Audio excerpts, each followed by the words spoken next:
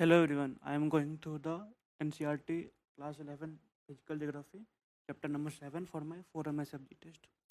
So here it is written that after weathering processes, so whenever जब weathering process हो जाता है तब जो है जितना भी अर्थ मटेरियल जो सरफेस पे आता है लाइक रनिंग वाटर जैसे बहता पानी ground water wind glacier wave perform erosion ये सब जो है इरोजन करता है। ये सारे एजेंट जो है वो इरोजन करते हैं। हम लोग पहले जानते हैं कि इरोजन से क्या होता है, चेंजेस होते हैं। इरोजन से चेंजेस होते हैं on the surface of the earth. Deposition follows erosion पर। डिपोजिशन जो है इरोजन के जस्ट बाद होता है और डिपोजिशन के चलते भी सरफेस ऑफ द अर्थ पे चेंजेस होते हैं। ठीक, इस चैप्टर में हम पढ़ेंगे लैंडफॉर्म्स एंड देयर इवोल्यूशन। तो सबसे पहले क्वेश्चन आता है कि व्हाट इज ए लैंडफॉर्म। तो सिंपल वर्ड में अगर बात करें तो स्मॉल टू मीडियम ट्रैक्ट्स और parcel of earth surface are called landform. मतलब अर्थ के सरफेस का छोटा सा पार्सल, छोटा सा या मीडियम, बड़ा नहीं, इसमें लार्ज नहीं है। If landform a small to medium size part of the surface of the earth then what is a landscape क्या होता है। देन जब कुछ लैंडफॉर्म्स, रिलेटेड लैंडफॉर्म्स जुड़ जाते हैं टुगेदर मेक लैंडस्केप। तो अगर मान लिया जाए ये सरफेस ऑफ द अर्थ है, उसमें से ये जो हो गया हमारा वो हो गया एक लैंडफॉर्म, और सेम लैंडफॉर्म जब जुड़ गया together they will call landscape. Okay, it is a large, इसका कह सकते हैं ये large parcel of the earth surface. मतलब अगर हम ठीक से देखें तो लैंडफॉर्म जो हो गया वो है स्मॉल और मीडियम, स्मॉल मीडियम, और ये लैंडस्केप जो हो गया वो हो गया लार्ज। हर अब अगला जो सेंटेंस है वो है कि ईच लैंडफॉर्म का अपना अपना शेप होता है, साइज होता है, मटेरियल होता है उसमें। एंड जो हर लैंडफॉर्म में वो रिजल्ट होता है किसका, सर्टेन जियोमॉर्फिक प्रोसेसेस और एजेंट्स, लाइक इन दोनों का वो रिजल्ट होता है।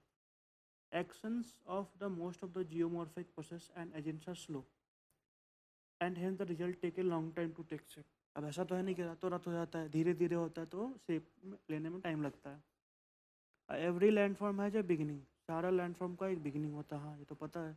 लैंडफॉर्म वंस फॉर्म में चेंज इन देयर साइज, एक बार जो लैंडफॉर्म हो गया उसे उसका शेप बदल सकता है, साइज बदल सकता है, नेचर भी बदल सकता है, स्लोली या फास्ट, डिपेंड करता है जियोमॉर्फिक प्रोसेस के कंटिन्यूड एक्शन और एजेंट्स पे। क्लाइमेटिक चेंज के कारण वर्टिकल और हॉरिजॉन्टल दोनों मूवमेंट होते हैं इसका लैंड मास का। Either intensity of the processes or the process themselves might change leading to new modification in the landform। इसी चेंज से क्या होता है, न्यू लैंडफॉर्म बन सकते हैं। और अब है इवोल्यूशन। इवोल्यूशन का मतलब है स्टेजेज ऑफ ट्रांसफॉर्मेशन की, वो चेंजेज हुए उसमें क्या क्या स्टेज हुआ। Either a part of earth surface from one landform to another और transformation of individual landform after they once form. मतलब एक बार जब बन गया उसमें क्या क्या चेंज हुए, और a part of earth surface from a landform, मतलब एक लैंडफॉर्म बना एक पार्ट ऑफ अर्थ सरफेस से फिर दूसरे लैंडफॉर्म में कन्वर्ट हुआ उसका प्रोसेस, या एक लैंडफॉर्म बन चुका है उसमें क्या क्या प्रोसेस, ये दोनों जो है इसको क्या बोलेंगे हम, evolution. That means each and every landform has a history. सारे लैंडफॉर्म का हिस्ट्री है, किसके लिए, डेवलपमेंट, वो कैसे डेवलप हुआ, उसमें कैसे चेंज हुआ, टाइम टाइम पूरे टाइम में। लाइक अचानक तो हुआ नहीं होगा, पीछे से आया होगा, तो पूरे हिस्ट्री में क्या क्या डेवलपमेंट और चेंज हुए। A land mass passes through stage of development somewhat comparable to stage of life. इस जो लैंड मास जो डेवलप होता है उसका जो स्टेज है उसको हम लाइफ के स्टेज की तरफ मान सकते हैं, youth, mature and then old age. Now, the evolutionary history of the continually changing surface of the Earth is essential to be understood in order to use it effectively without disturbing its balance and diminishing its potential for the future। क्या बोलता है कि evolutionary history जो है, जो हमारा surface of the अर्थ लगातार changes हो रहा है उसके बारे में जानना इसलिए ज़रूरी है टू इफेक्ट इसको यूज कर सके without disturbing balance and diminishing potential of the future. अब हम जैसे हमें एक पहाड़ है, उस पे हमें घर बनाना है, तो हम उसके बारे में हिस्ट्री पढ़ लेंगे कि कब कब ये लैंड स्लाइड हुआ है और किस कारण से लैंड स्लाइड होता है। इससे हम क्या कर सकते हैं, सेफ घर बना सकते हैं बिना एक्सटर्नल लैंड स्लाइड को क्या कर से ट्रिगर किए हुए। अब जियोमॉर्फोलॉजी जो है डील्स करता है reconstruction of history of the surface of the earth through a study of its form. थोड़ा सा पढ़ने से हम इसका पूरे हिस्ट्री को फिर से रिफॉर्म कर सकते हैं, उसका मटेरियल के बारे में पढ़ के किससे बना सकता है, और द प्रोसेस, उस प्रोसेस के बारे में पढ़ के क्या क्या पढ़ सकते हैं, फॉर्म्स वो किस फॉर्म का है, मटेरियल कौन सा है उसमें, और किस प्रोसेस से वो बना है। Changes on the surface of the अर्थ पे जो चेंज होते हैं मोस्टली ड्यू टू इरोजन से होते हैं, और इरोजन का एजेंट बहुत सारा है, जियोमॉर्फिक एजेंट होता है। द प्रोसेस ऑफ डिपोजिशन, अब इरोजन होगा तो डिपोजिशन भी होता है। डिपोजिशन मतलब covering the land surface and filling the basins, कोई गड्ढा है, वैलीज है, डिप्रेशन है, ये सब को क्या होता है वो भर देता है डिपोजिशन से, उससे भी क्या होता है चेंज होता है सरफेस ऑफ द अर्थ पे।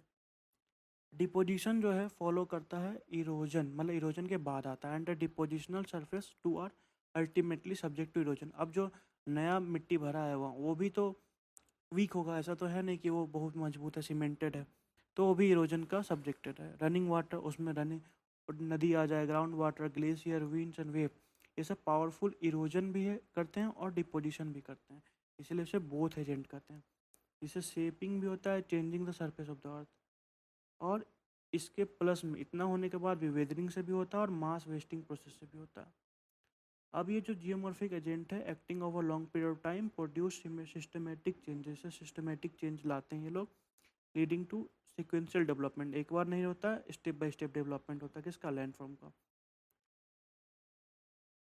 ईच जियोमॉर्फिक एजेंट, हर जियोमॉर्फिक एजेंट जो है वो अपना एजेंट जो है अपना असेंबलेज ऑफ लैंडफॉर्म प्रोड्यूस करता है।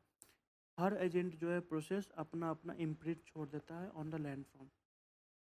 ठीक है, तो फर्स्ट पेज हो गया, उसके बाद हम सेकेंड पेज नेक्स्ट वीडियो में स्टार्ट करेंगे। Thank you.